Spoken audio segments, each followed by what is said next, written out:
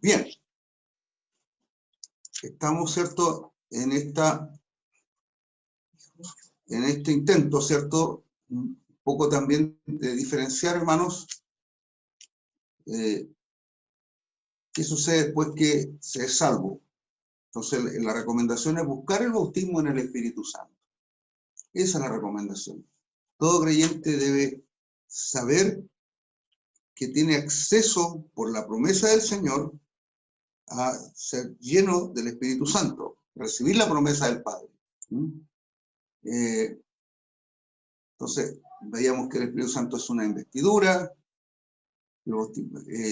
hay textos que lo avalan, ¿cierto? También como llenura,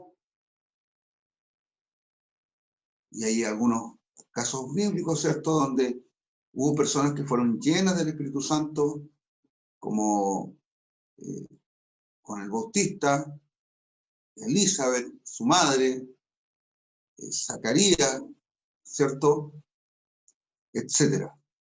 Entonces,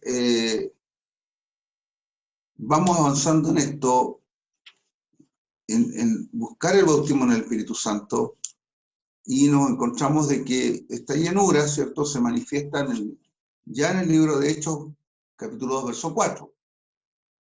Luego encontramos un incidente parecido, ¿cierto?, en Hechos 4:8.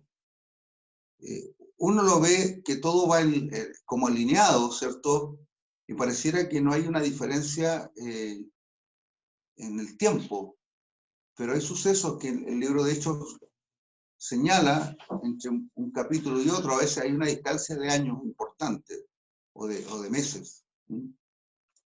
Debemos entender que el Espíritu Santo discrimina y selecciona algunos pasajes de la Escritura por sobre otros. O sea, perdón, no pasajes de la Escritura, algunos eventos de la iglesia. Porque si narrara todos los eventos, a lo mejor, como dijo Juan respecto al Evangelio de Jesús, en cuanto a su ministerio, no cabrían los libros para comentar tantos sucesos acontecidos. Pero tendremos que decir que claro, aquí hay una relación, ¿cierto?, de los eventos que el Espíritu Santo seleccionó para que quedaran registrados en la Sagrada Escritura. Y estos eventos son determinantes para formar nuestro criterio y para formar también nuestro esquema doctrinal, teológico. Entonces aquí tenemos dos pasajes, ¿cierto?, que fueron llenos del Espíritu Santo el día de Pentecostés, capítulo 2, verso 4, también cuando Pedro fue traído ante el concilio, ya estaban siendo presionados los discípulos a que no predicaran de Jesús. Y cuando habló, dijo, estaban llenos del Espíritu Santo, y las personas que lo escuchaban, que eran sacerdotes, que eran maestros de la ley, estaban atónitos, estaban sorprendidos, ¿cierto?, de que Pedro, Juan y los demás apóstoles hablaban con tanta autoridad. Entonces, eso fue algo que se fue dando, y ellos testificaban de Jesús, de la resurrección de Jesús, de aquel que habían ellos mismos asesinado. Le estaba predicando a las personas que conocieron a Jesús, que estuvieron quizás esa noche en que lo juzgaron, ¿cierto?, un juicio totalmente anómalo, pero que lo realizaron de noche, después en la madrugada. Todo ese tiempo estuvieron, ¿cierto?, juzgando al Señor. Y en esa ocasión Pedro está lleno del Espíritu Santo, testificando, cuando los discípulos oraron después que Pedro y Juan fueron puestos en libertad. Todos ellos fueron llenos del Espíritu Santo, Hechos 4:31. Entonces, hay una secuencia. Ahí da la impresión de que no pasó mucho tiempo desde el 4:8 al 4:31. Pero sí vamos notando, ¿cierto?, la palabra lleno del Espíritu Santo. Yo decía respecto al 4:31, o hemos dicho, de que en ese en ese momento lo más probable es que haya habido lenguas derramadas ahí en forma abundante. El lugar tembló y todos fueron llenos del Espíritu Santo y hablaban con denuedo la palabra del Señor.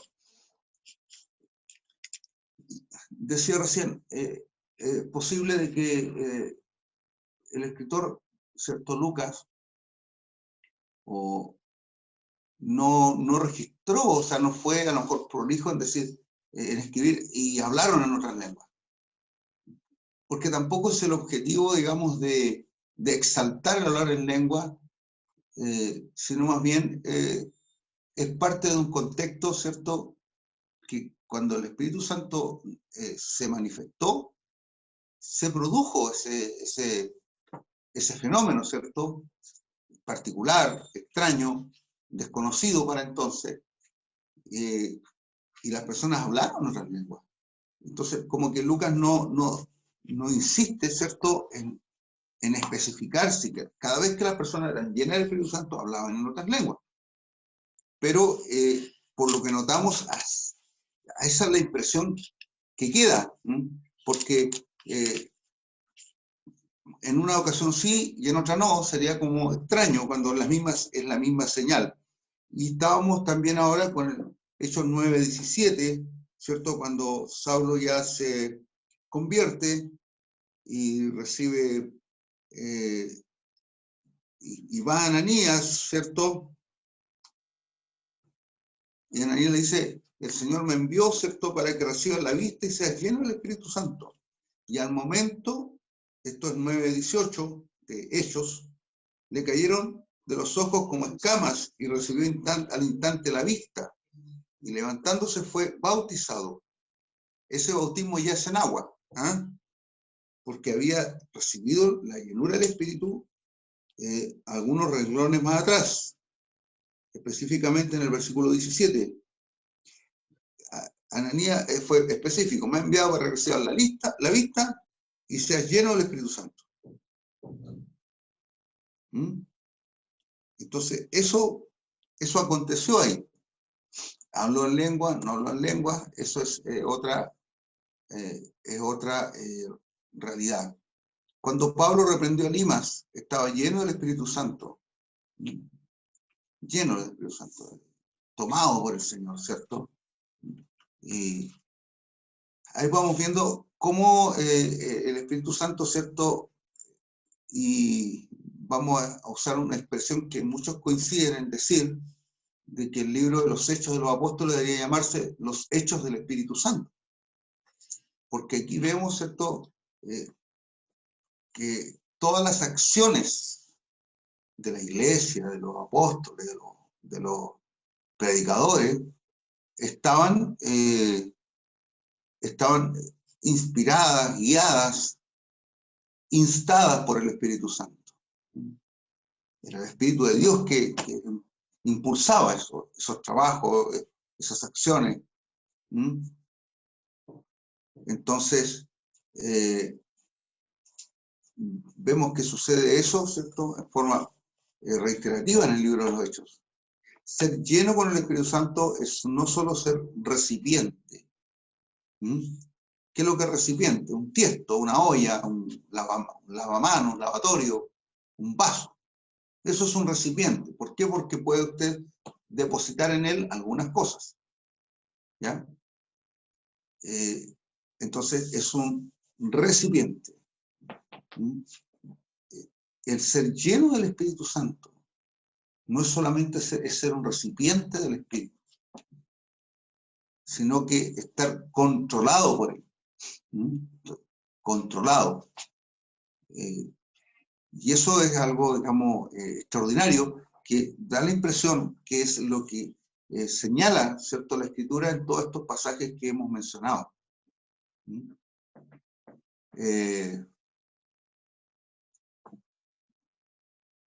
Por lo que hemos visto hasta ahora, dice el Espíritu Santo como una experiencia distinta a la conversión, ¿verdad? No lo vamos a explicar otra vez, ¿cierto? Que el bautismo, ¿cierto?, o la llenura, es una experiencia distinta a la conversión.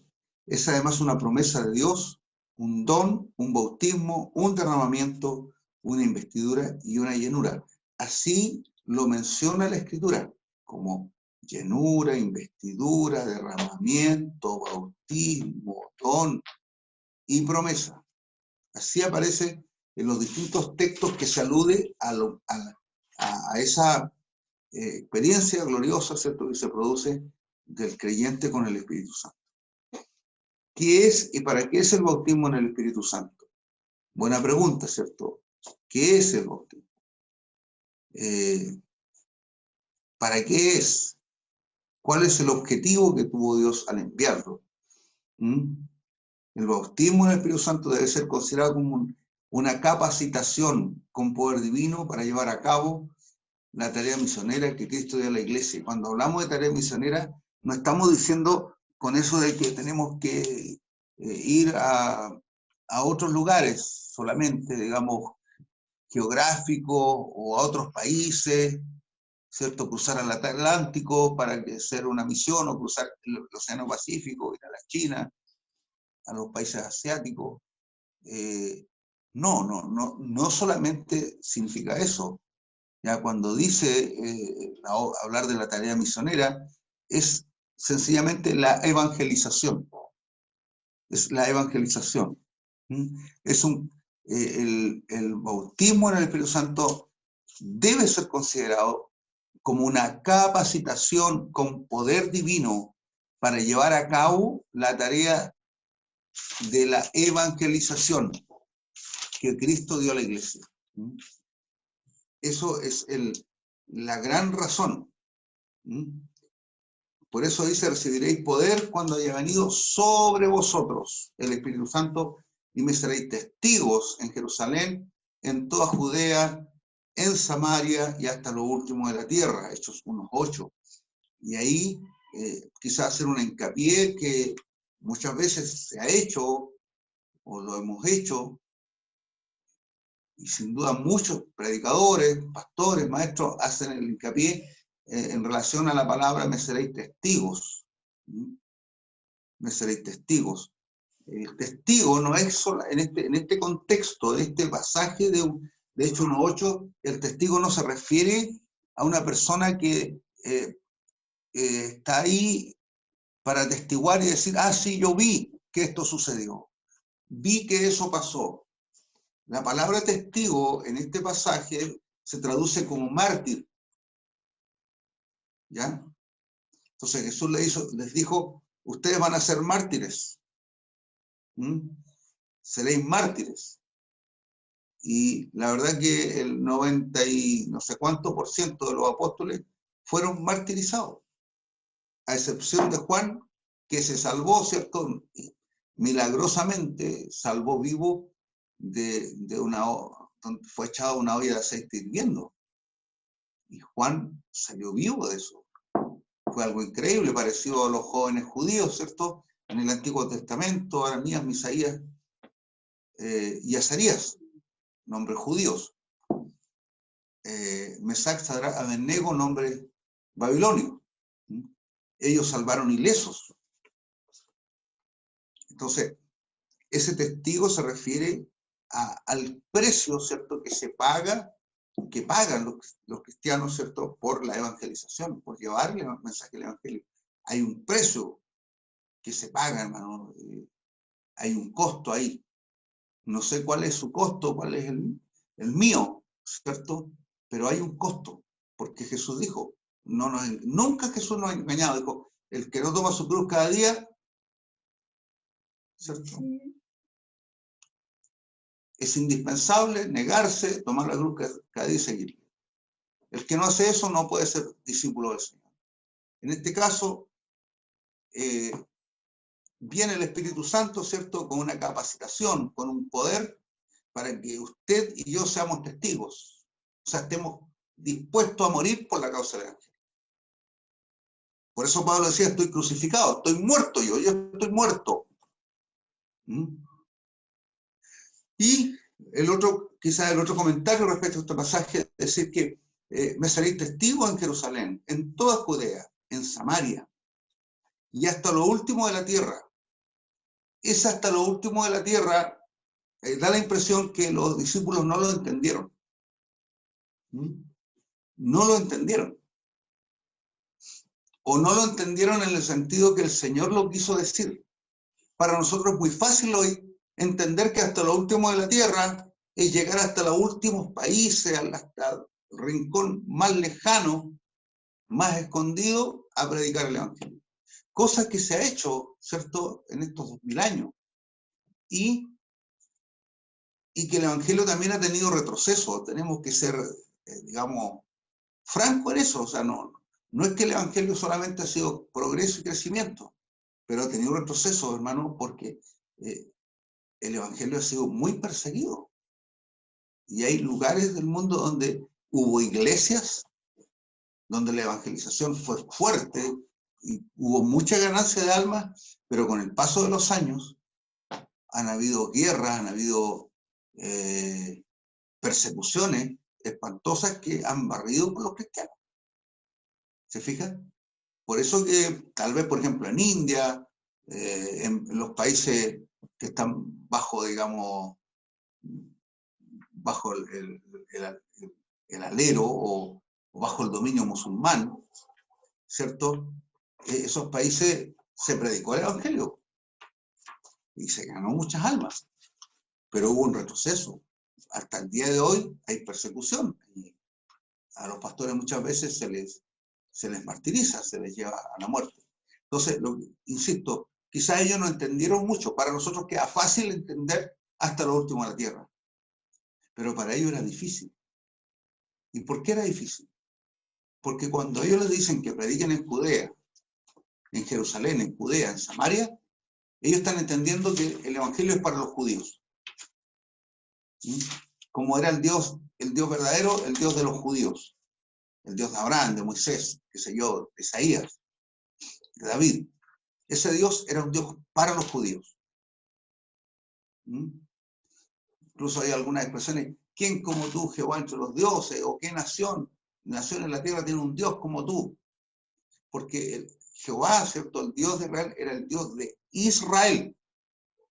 Entonces cuando Jesús dice, me seréis testigos en Jerusalén, en Judea, en Samaria, se está manteniendo en ese mismo ámbito, en el ámbito israelita. Entonces los más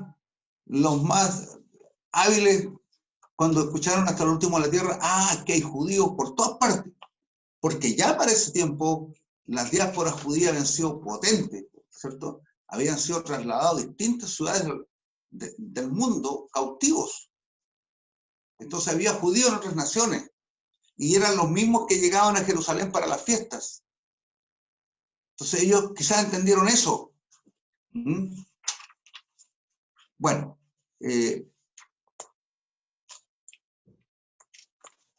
lo importante es que dice que el Espíritu Santo, ¿cierto? Es un portador de poder para la iglesia, de capacitación. El Espíritu Santo produce iluminación para comprender con claridad las verdades espirituales.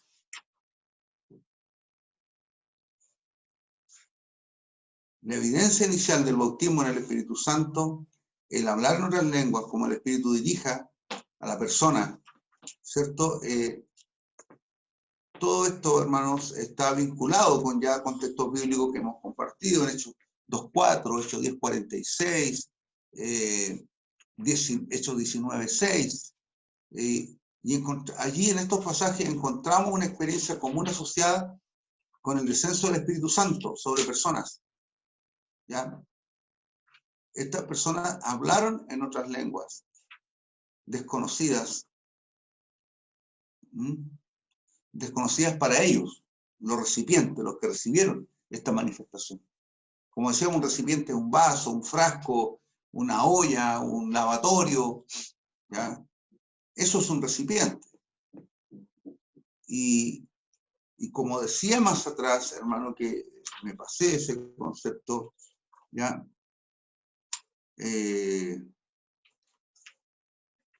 No era solamente ser un recipiente del bautismo, del poder del Espíritu Santo, sino que también la persona llena del Espíritu Santo, más allá de la experiencia extraordinaria para él o para ella, de recibir ese bautismo también, a través de él, como dijo Jesús, correrán ríos de agua viva. O sea, a través de esa persona llena del Espíritu Santo, el Evangelio iba a tener, digamos, un progreso extraordinario, porque el testimonio, ¿cierto?, de esas personas, el mensaje de esas personas sería con poder también, ¿ya?, que iba a tocar poderosamente el corazón de muchas personas, de muchas almas, ¿cierto?, que finalmente vendrían a conocer a Cristo.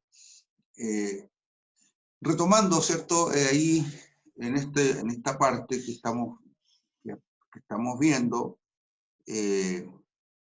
retomando allí, dice 2.4, 10.46, 19.6, encontramos una experiencia común. ¿Cuál será esa experiencia común? Él habla en otras lenguas, ¿cierto? Los tres pasajes bíblicos nos narran tres sucesos distintos que tomaron en tres lugares y fechas diferentes. Recuerden que adelante le dije de que las fechas que parecieran para nosotros de un capítulo, 2 capítulos, 9 capítulos, qué sé yo, 10 capítulos del libro de Hechos, pareciera que todo va en una secuencia cercana por lo menos, pero nos vamos a dar cuenta que no es tan así. El Hechos 2.4, ¿cierto?, el día de Pentecostés, se calcula que fue el año 30 después de Cristo. Usted va a decir, ¿cómo el año 30 si Jesús murió el 33? Más o menos. Y esto tiene que haber sido después sin duda, esto fue después de la resurrección de Jesús y de la muerte de Cristo, o sea, del fin de su ministerio. Entonces, ahí tenemos que entender de que hay un error ahí, ¿cierto?, en cuanto a la fecha real en que Jesús nació. Y hay unos datos, digamos, así a la pasada, respecto a esto, decirle que, por ejemplo, Jesús tenía alrededor de 2 años, cuando Herodes el Grande mandó a matar a los niños en Belén. El Señor tendría unos 2 años. Y lo que dicen los historiadores, ¿cierto?, señalan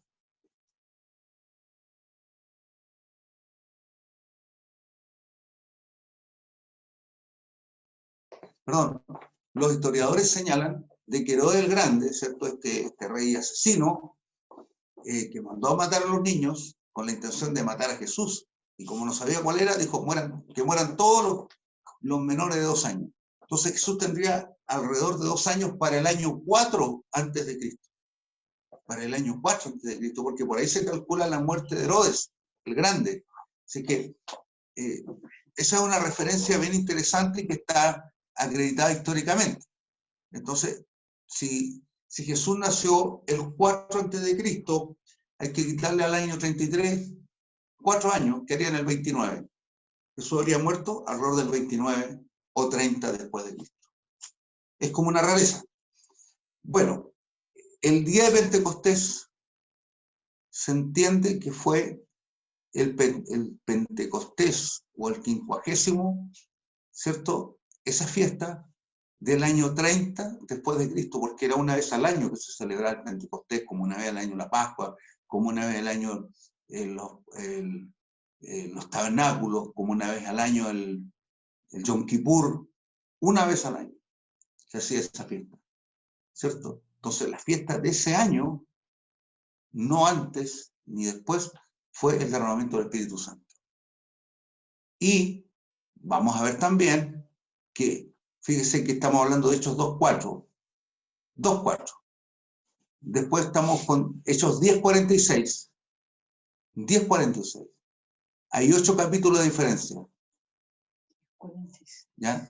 Pero ese capítulo ya está, hermano, fechado, o la data, ¿cierto?, de ese relato está el 35 después de Cristo, en Cesarea. Entonces, ahí hay una diferencia importante de años. Ya tenemos 5 años de diferencia. Y como si fuera poco, vamos a ver Hechos 19:6, ¿ya? Que se marca ese acontecimiento en Éfeso. Me da la impresión que ese acontecimiento, cuando Pablo llega a Éfeso y encuentra que hay hermanos que no habían recibido el bautismo en el Espíritu Santo, que solo habían aceptado a Jesús, que no habían recibido el bautismo, que no habían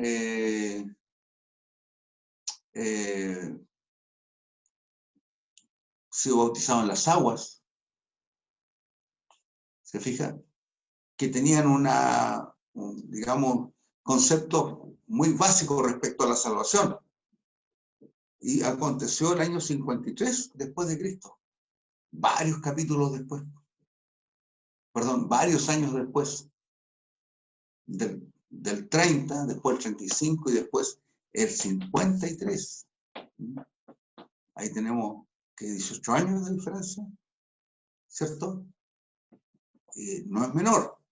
Entonces, a eso es lo que nos estamos refiriendo, hermanos, de que estos acontecimientos, ¿cierto? Puntuales, relevantes, tienen la misma característica de que las personas ahí hablaron en otras lenguas. Amén. Ese es el tema. Había una evidencia inicial que está ahí registrada, ¿cierto? El bautismo en el Espíritu Santo. En esos eventos. Vamos a ver ahora, como para ir finalizando ya con esta imagen, el Espíritu Santo con relación a los creyentes. El Espíritu Santo vive en cada creyente. Tenemos ahí una cantidad de textos bíblicos que no los vamos a abordar todos porque se empieza a complicar, ¿cierto? Leerlos todos, pero, por ejemplo, Romanos 8:11, pues sería muy bueno que usted los anote, ¿no? Que no es un gran trabajo anotar los textos bíblicos que nos dicen, por ejemplo, que el Espíritu Santo vive en el creyente. Romanos 8:11, ¿cierto? Dice, si el Espíritu de aquel que levantó de los muertos a Jesús mora en vosotros, el que levantó de los muertos a Cristo, Jesús, vivificará también vuestros cuerpos mortales por su Espíritu que mora en vosotros. El Espíritu Santo, ¿cierto? Desde la mirada de Romanos 8:11, debe vivir en nuestras vidas, ¿ya? Debe habitar en nuestras vidas. Tenemos 1 Corintios 15:20, un pasaje muy interesante, ¿cierto?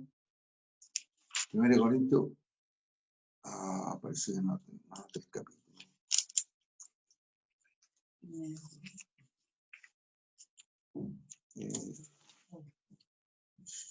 Tengo la otra Biblia. 15:20. ¿La negra, la otra? 15:20, a ver. Veamos 2 Corintios 3:3 mientras. 2 Corintios 3:3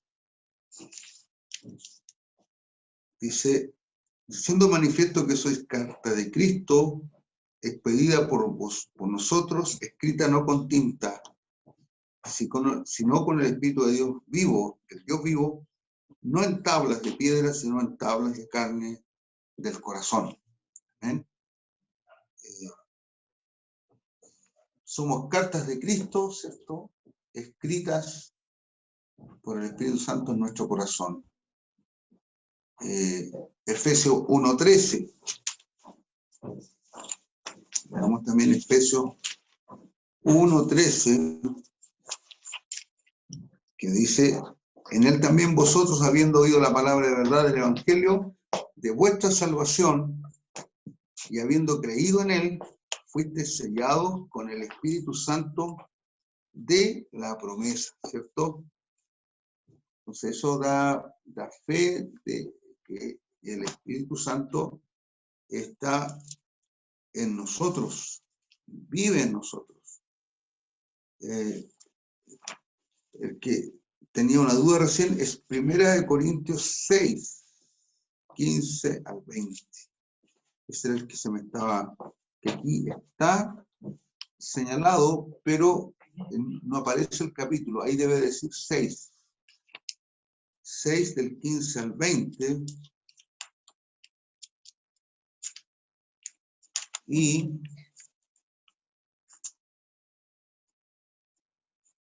¿qué pues pecaremos? Porque no estamos bajo la ley.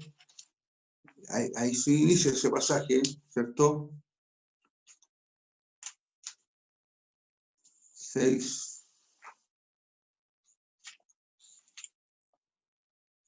15 al 20.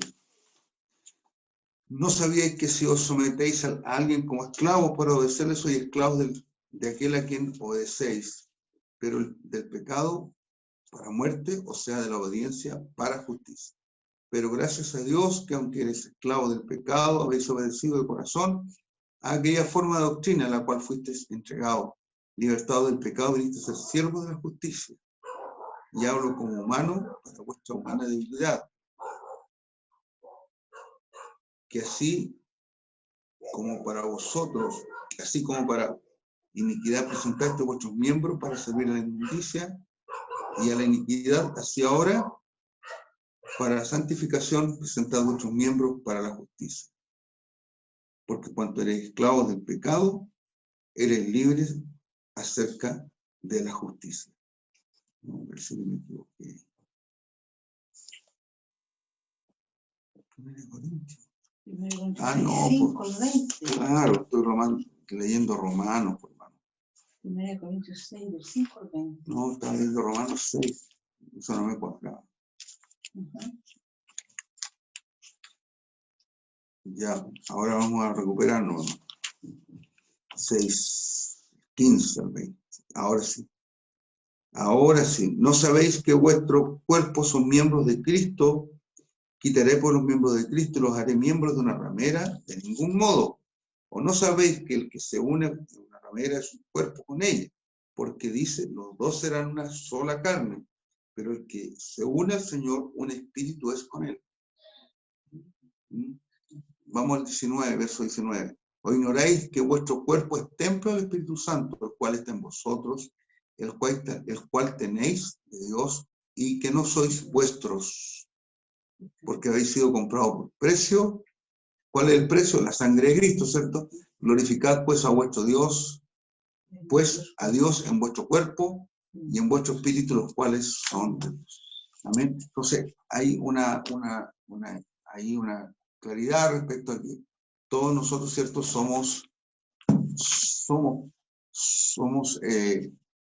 recipientes, ¿cierto? Del Espíritu Santo. El Espíritu Santo vive en nosotros. Esa es la enseñanza que estos textos nos arrojan. Primera de Juan 3:24 también está en esa misma línea, ¿cierto? Cuando nos dice, hermanos, el que guarda sus mandamientos permanece en él y Dios en él. Y en esto sabemos que él permanece en nosotros por el Espíritu que nos ha dado. O sea, si Dios está en nosotros, porque el Espíritu de Dios está en nosotros. Ese es el fondo del asunto. 4:13. En esto conocemos que permanecemos en él y él en nosotros, en que nos ha dado de su Espíritu. Su Espíritu está en nosotros, por eso es que nos ha sido dado. ¿Dado a dónde? A nuestra vida. No fue dado para que esté al lado sentado en una banca o en una silla, sino que para que seamos morada de él. También vamos a ver esta otra idea que convence, ¿cierto?, de culpa. El Espíritu Santo convence de culpa. Eso es una materia interesante para nosotros, que muchas veces se habla, ¿cierto?, de ello. Y claro, ¿por qué se habla? Porque en la obra del Espíritu Santo en nuestras vidas. El capítulo 16, verso 7 de Juan al 11, dice, pero yo os digo la verdad, os conviene que yo me vaya, porque si no me fuere, el Consolador no vendría a vosotros. Amén. Entonces, eso de vendría a nosotros se refiere a venir a nuestra vida. No al exterior nuestro, sino a nuestro interior. Mas si me fuere, os lo enviaré. Cuando Él venga, convencerá al mundo de pecado, de justicia y de juicio. De pecado, por cuanto no creen en mí. Y de justicia, por cuanto voy al Padre y no me veréis más. De juicio, por cuanto el príncipe de este mundo ha sido ya juzgado. Amén. Ese es el pasaje, ¿cierto? 16, 7 al 11. Y Hechos 2:37, ahí también nos da, ¿cierto? Una información, la Sagrada Escritura, en el mismo sentido, de que el Espíritu Santo, ¿cierto?, convence de pecado, de justicia, de juicio. Al oír esto, dice, se compungieron de corazón y dijeron a Pedro y a los otros apóstoles: varones, hermanos, ¿qué haremos? Se compungieron de corazón. Es indispensable, hermanos, que esto suceda en nuestra vida, que haya un quiebre, ¿no? Un punto de inflexión en nuestra vida. Si usted no ha experimentado eso, preocúpese, porque el Evangelio no es un convencimiento a nivel de nuestra mente solamente. Ya la transformación, la regeneración, el nuevo nacimiento, no es una cosa que acontezca a nivel intelectual. Puede acontecer a nivel intelectual, debe acontecer a nivel intelectual, pero también debe acontecer prioritariamente dentro de nuestro ser interno, de nuestra alma, más allá de lo intelectual, en nuestro ser espiritual, en nuestra alma, ¿ya? Que la persona debe compungirse de corazón, allí debe sentir un arrepentimiento real y verdadero, que le produce una conversión real y verdadera, ¿ya? Porque alguien puede decir: yo conozco a Cristo, yo soy de Cristo, pero sus acciones desmienten su conocimiento del Señor, su encuentro. Niegan, ¿cierto?, que su conversión sea real y verdadera. Entonces, ellos sintieron ahí tocados profundamente y se compungieron, dice la palabra. Sintieron pena por dolor por el pecado, dolor por haber vivido esa vida, ¿cierto?, lejos de Dios. Entonces, a eso se refiere. El Espíritu Santo también regenera al creyente. Regeneración. Eso es muy importante, hermano. Y es un énfasis, estos son énfasis que nosotros debemos hacer, porque cada uno debe probarse a sí mismo. Debe probarse. ¿He sido regenerado realmente, Señor? ¿Estoy regenerado? ¿Ha habido un cambio profundo en mi vida? De cierto os digo que el que no naciere del agua, del Espíritu, no puede entrar en el reino de Dios. Lo que es nacido de la carne, carne es. Todos nacimos de la carne, todos, ¿cierto? Hemos llegado a este mundo y hemos nacido de la carne. Mas ahora lo que el Señor pide es una cosa, ¿cierto?, diferente que suceda en nosotros para poder acceder al reino de Dios, y que es nacer en el Espíritu. Dice: el que es nacido del Espíritu, Espíritu es. Amén. Tiene que haber ese nuevo nacimiento. No te maravilles que te dije que es necesario nacer de nuevo. El viento sopla donde quiere, oye su sonido, mas ni sabes de dónde viene ni a dónde va. Así es todo aquel que es nacido del Espíritu. ¿Ya? Ese texto es muy importante que nosotros lo tengamos en nuestra registrado, ¿cierto? Ahí Juan 3, del 5 al 6. Del 5 al 6, 5 al 8, bueno, ya está en la misma línea. El verso 14 dice: como Moisés levantó la serpiente en el desierto, así es necesario que el Hijo del Hombre sea levantado, ¿Mm? Ahí se produce el acto redentor, ¿cierto? El momento glorioso de la salvación se produce ahí, cuando la persona mira a Cristo, reconoce su humanidad, su maldad, su pecado, y se da cuenta de que Cristo pagó por él. Entonces, eso se entiende, es una verdad espiritual que se entiende profundamente. Por eso estos hermanos se compungieron. Ellos, y reitero algo que decíamos delante, ellos fueron personas que estuvieron en el juicio, en el sumario que le hicieron a Jesús. Ellos lo culparon injustamente. Resulta que lo culparon injustamente y ese reo, ¿cierto?, que fue enviado a la muerte de cruz, era el salvador de ellos. Entonces, ellos entendieron que Jesús murió en su lugar. Siendo justo, murió por los injustos. Murió en injusticia para traernos justicia a nosotros. El Espíritu de verdad, al cual el mundo no puede recibir, porque no le ve ni le conoce, pero vosotros le conocéis, porque mora con vosotros y estará en vosotros. Mora con vosotros, está con ustedes. Pero después Jesús le hace una precisión, dice, y morará en vosotros. Todavía no había pasado eso, pero iba a suceder. Entonces, eso es importante, hermanos, de que nosotros sepamos que la acción del Espíritu Santo viene a corroborar el Evangelio de Jesús, viene a hablarnos del Evangelio de Jesús, viene a decirnos, porque ese Evangelio nos pone en la perspectiva correcta y entendemos de que somos pecadores. Y cuando entendemos que somos pecadores, nos arrepentimos, no antes.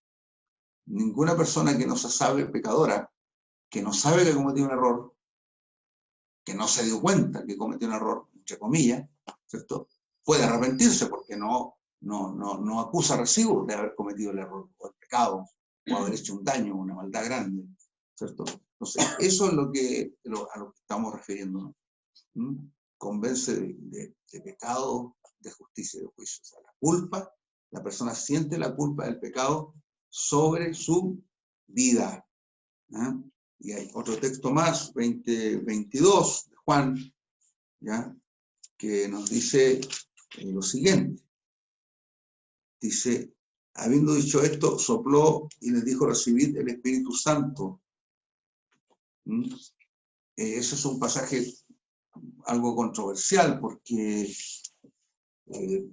algunos dicen que es solamente un pasaje simbólico este pasaje, ¿ya?, porque cuando recibieron realmente el Espíritu Santo fue el día de Pentecostés. Nos podríamos quedar toda la noche hablando de este texto. Ahora, pudiera ser de que ellos, a pesar de todo lo que habían visto, no habían experimentado el nuevo nacimiento. Puede ser que a pesar de haber visto milagros, hay gente que ve milagros, que incluso no solamente que los ve, que recibe la sanidad. Y aún así no es salvo porque no se ha compungido, porque no ha sufrido por su pecado, porque no se siente pecador, no siente que ofendió a Dios con sus actos. ¿Se da cuenta? Entonces, se da esa situación. Y por lo tanto, no ha nacido de nuevo. Digo, este pasaje es polémico. Es muy difícil abordarlo. Los teólogos tienen problemas con ese texto. Pero podríamos decir, sin ser teólogo, ni pretender serlo, de que es probable que con todo lo que los apóstoles habían visto y vivido con Jesús, aún no aceptaban a Cristo como el Salvador de su vida. Aquí estamos hablando de un momento importante, porque ya Jesús había resucitado.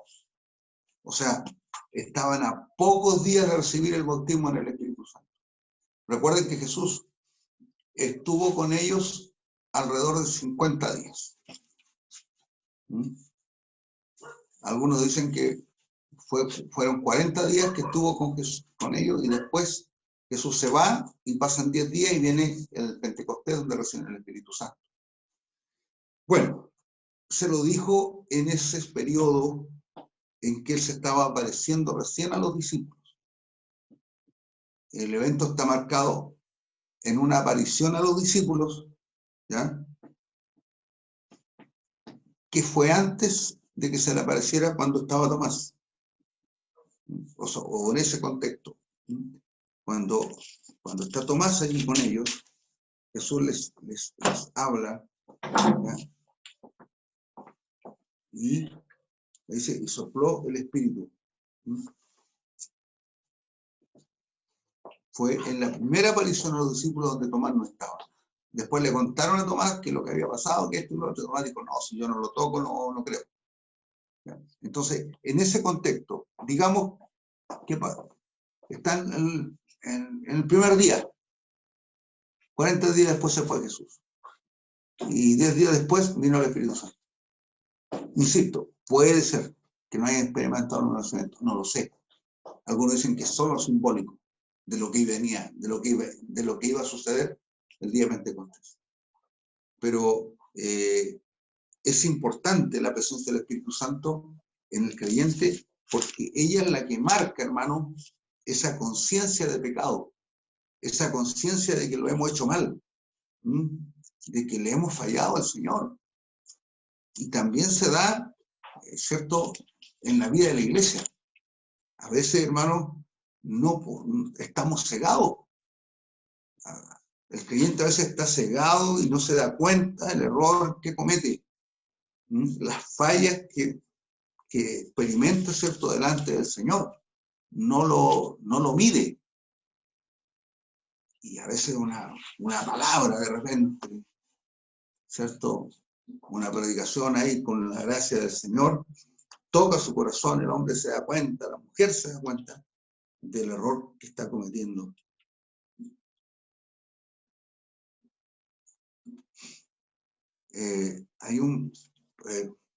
Vamos a ver otro pasaje en Romanos 8:9. Romanos 8:9.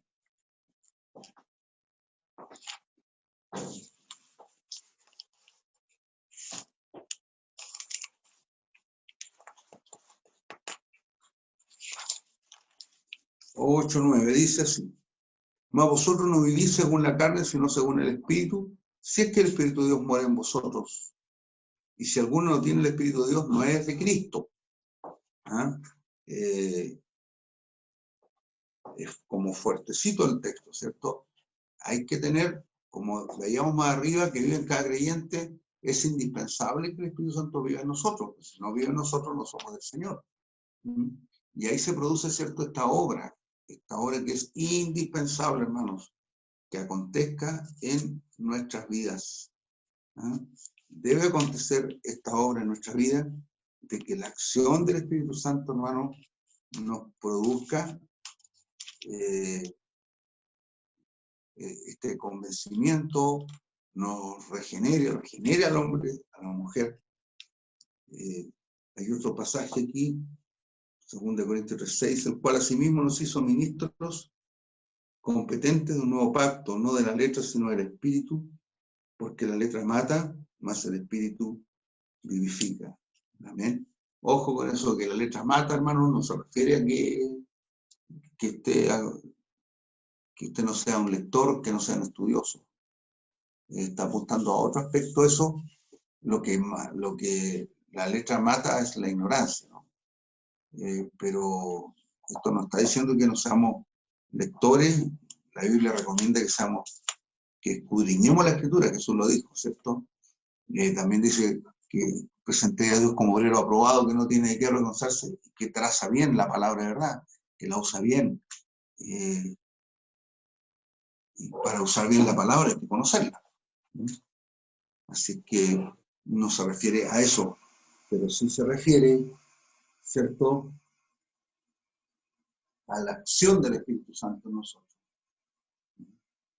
La acción del Espíritu Santo, que nos vivifica, que nos regenera, que nos da nuevas fuerzas, nos sostiene, nos sustentan. A eso se refiere esto de vivificar, de dar vida. ¿Mm?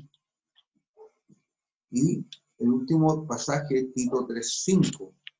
3:5, también en esta misma línea, ¿cierto?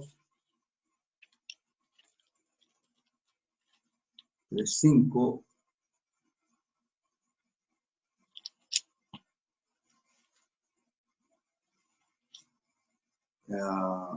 Nos salvó no por obras de justicia, sino de justicia que nosotros hubiéramos hecho, sino por la misericordia y por el lavamiento de la regeneración y por la renovación en el Espíritu Santo.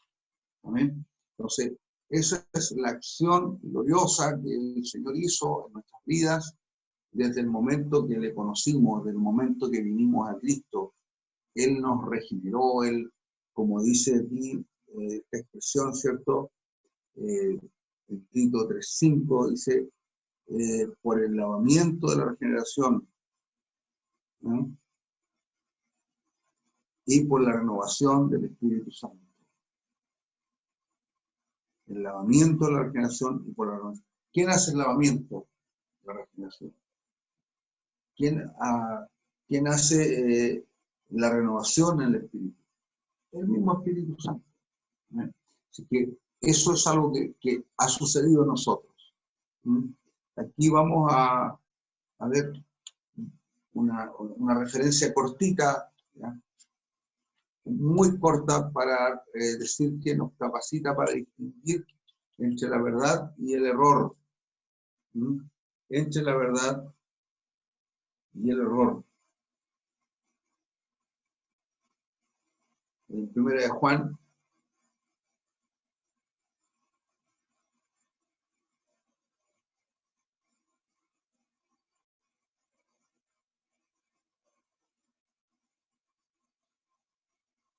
Primera de Juan 4 del 1 al 3, ahí me faltaba el capítulo, pero eso es 1 de Juan 4, ¿ya? 4 del 1 al 3. Un pasaje interesante, hermano. Dice, amado, no creáis a todo espíritu, sino probad los espíritus. No creáis a todo espíritu, sino probad los espíritus, si son de Dios, porque muchos falsos profetas han salido por el mundo. Oiga, lo está diciendo en tiempo presente el apóstol. Eso ya estaba sucediendo, ¿cuánto más ahora? En esto conoced al Espíritu de Dios. Todo espíritu que confiesa que Jesucristo ha venido en carne es de Dios. Por eso que es muy importante, y el apóstol Pablo lo dice, y también el Nuevo Testamento lo señala, dice que Cristo vivió, murió y resucitó. Jesucristo vivió, murió y resucitó, porque vino en carne. Eso es como un elemento muy importante. Por eso dice Juan, de que todo espíritu que confiesa que Jesucristo ha venido en carne es de Dios. Y todo aquel espíritu que no confiesa que Jesucristo ha venido en carne no es de Dios. Y este es el espíritu del anticristo, el cual vosotros habéis oído que viene y que ahora ya está en el mundo. Hijitos, vosotros sois de Dios y los habéis vencido, porque mayor es el que está en vosotros que el que está en el mundo. Amén. Es importante esto, saber de que el Espíritu de Dios, en esto conocer el Espíritu de Dios. Todo espíritu que confiesa que Jesucristo ha venido en carne es de Dios. Amén. La acción del Espíritu Santo en nosotros nos permite probar los espíritus, nos permite discernir, distinguir entre una cosa y otra, entre la verdad y el error. ¿Ya? Así que es importantísimo, hermano, para nosotros como hijos de Dios, estar tomados del Señor, de su Espíritu Santo, para que podamos discernir, podamos saber a quién creerle, a quién no creerle. Han salido muchos engañadores, dice Juan aquí, ¿cierto?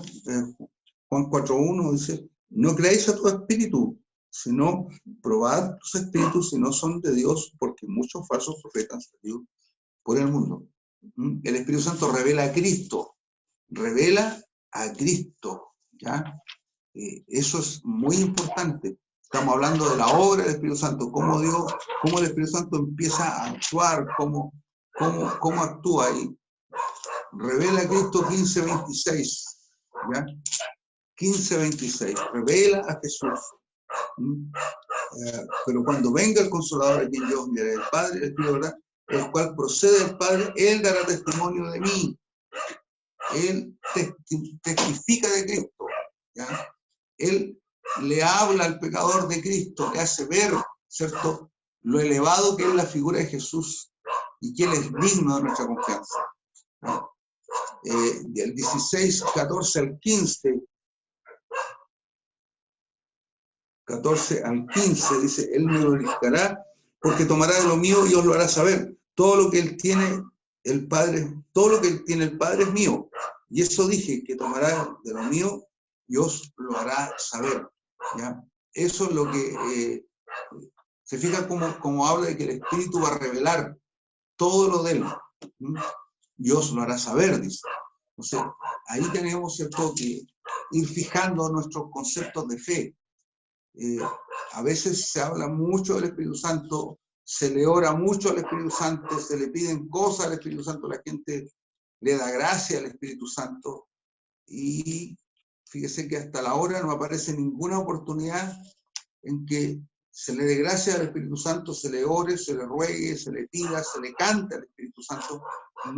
No, lo que el Espíritu Santo vino a hacer, claramente, hermano, es a hablar de Jesús, ya sea al hombre pecador, pecado, justicia y juicio, y mostrar a Cristo. Hace la obra de regeneración, donde levanta a la persona de Cristo, porque cuando regenera, uno dice, Cristo me cambió, pero el que hizo la obra fue el Espíritu Santo, pero no se nombra. Entonces, es muy importante, hermanos, que son ideas como finas, ¿no? Como finas, que pasamos fácilmente por encima de ellas, pero es muy importante entender la obra del Espíritu. Diríamos que el Espíritu es el gran incógnito, el gran inadvertido. Él vino a eso. Es como el esclavo, como el siervo, que, por ejemplo, dice, bien siervo y fiel, sobre poco fui. No, le dice que siervo inútil le soy cuando sé lo que se le ha mandado, ¿cierto? Somos inútiles cuando hacemos lo que tenemos que hacer. No estamos expuestos ni a honra ni a gloria, ni a adoración, ni ningún protagonismo más allá, ¿cierto? Tenemos que hacer lo que tenemos que hacer. El Espíritu Santo viene en ese plano, ¿ya? De conectarnos con Jesús, de levantar la figura de Cristo, de hablarnos de Cristo, de que nosotros glorifiquemos a Cristo, de que el pecador acepte a Cristo, ¿ah? De que Cristo viva en mí. No vivo yo, Cristo vive en mí. Pero Pablo dice, no dice, aunque se entiende, se subentiende que es así, pero Pablo no dice, el Espíritu vive en mí, sino que dice, Cristo vive en mí. Amén. Cristo vive en mí. Entonces, la figura relevante para nosotros es Jesús. Pero ¿quién hace, quién nos convence de que Jesús es la persona relevante? El Espíritu Santo. El Espíritu Santo nos revela a Cristo. El Espíritu Santo nos habla de Jesús. Amén. Vamos a ver otro texto, 2:9, 1 Corintios 9. Revela a Cristo, 9:16. Pero voy a leer la parte C del 11, dice, así tampoco nadie conoció las cosas de Dios, sino el Espíritu de Dios, y nosotros no hemos recibido, verso 12, el Espíritu del mundo, sino el Espíritu que proviene de Dios, para que sepamos lo que Dios nos ha concedido. ¿Ah? Hemos recibido el Espíritu que proviene de Dios. ¿Para qué? Para que sepamos lo que Dios nos ha concedido. sea, todas las cosas, las riquezas de la gracia del Señor, ¿cierto?, son comunicadas a nuestra vida. Todo ese conocimiento a través de Jesús, a través del Espíritu Santo. ¿Ah? Por lo cual también hablamos no con palabras enseñadas por sabiduría. Estoy en el verso 13 ahora, de 1 Corintios 2, 13. Enseñadas por sabiduría humana, sino con las que enseña el Espíritu, acomodando lo espiritual a lo espiritual. ¿Mm?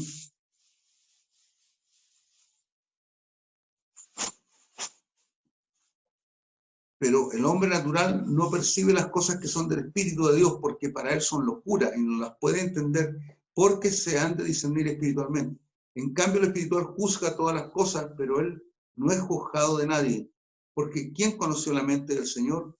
¿Quién la instruirá? Más vosotros. Nosotros tenemos la mente de Cristo. ¿Y quién nos lleva a tener la mente de Cristo? El Espíritu Santo. ¿Se fijan? Entonces, el Espíritu Santo hace toda la labor y quien lleva la gloria es Cristo. Porque Cristo murió en nuestro lugar. ¿Mm? Cristo pagó el precio por nuestra salvación. Bendito sea el Señor. Amén. Nos queda un poquitito. No sé qué hora es, hermano. La verdad es que como que uno, como dicen los chiquillos, uno se embala. Entonces no estoy, digamos, claro con la hora en este momento.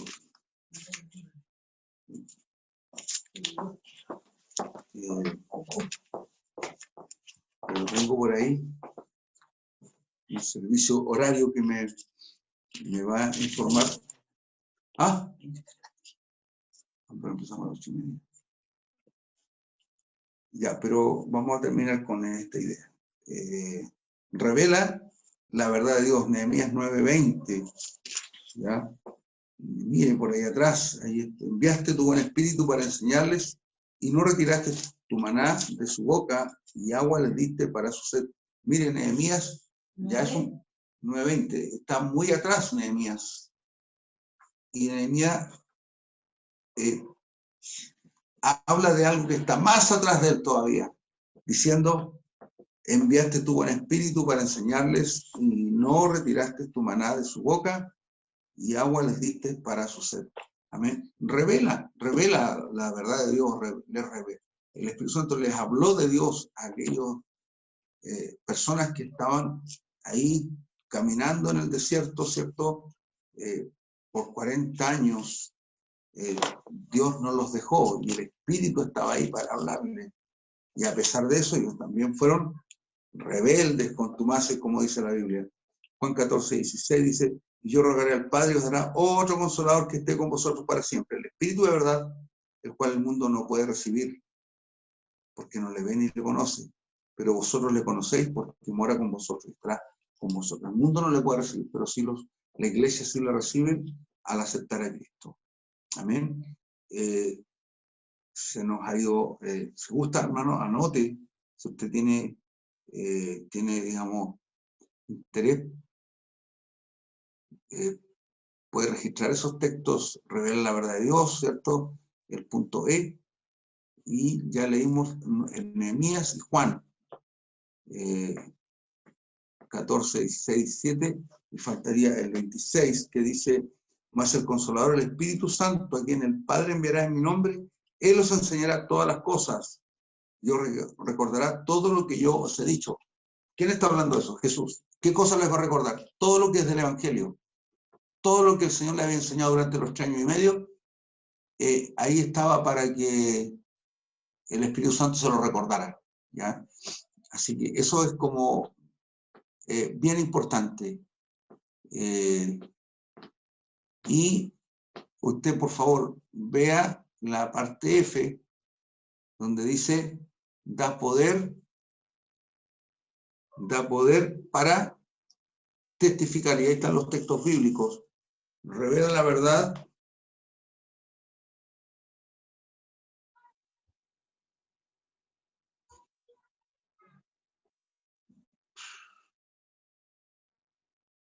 Eso es. Ya lo vimos los textos bíblicos, 2, 1 Corintios. Este aquí que dice primera, es primera de Corintios 2, 9 al 16. ¿Ya? Dos. Del 9 al 16. Ese lo habíamos leído recién, porque también estaba en esta otra que revela a Cristo y también revela la verdad de Dios. Entonces, el mismo texto. Da poder y valor para testificar. Es interesante esto porque en los momentos más difíciles de nuestra vida, y especialmente pienso usted en los apóstoles cuando los tomaban presos, cuando ellos tenían que testificar así, pero a riesgo de su vida, el valor estaba ahí. El poder y el valor para testificar el Evangelio. El Espíritu Santo estaba ahí presente en la vida de ellos. Incluso ahí Jesús dice que no saben qué van a decir en el momento que ¿cierto? Los oprimieran, que los persiguieran, que los capturaran. Pero en ese momento dice que el Espíritu Santo les iba a poner palabras, ¿no? Les iba a dar, ¿cierto?, para que dieran una respuesta acertada, apropiada. Eso, hermanos queridos, que el Señor les bendiga y vamos a dejar de grabar.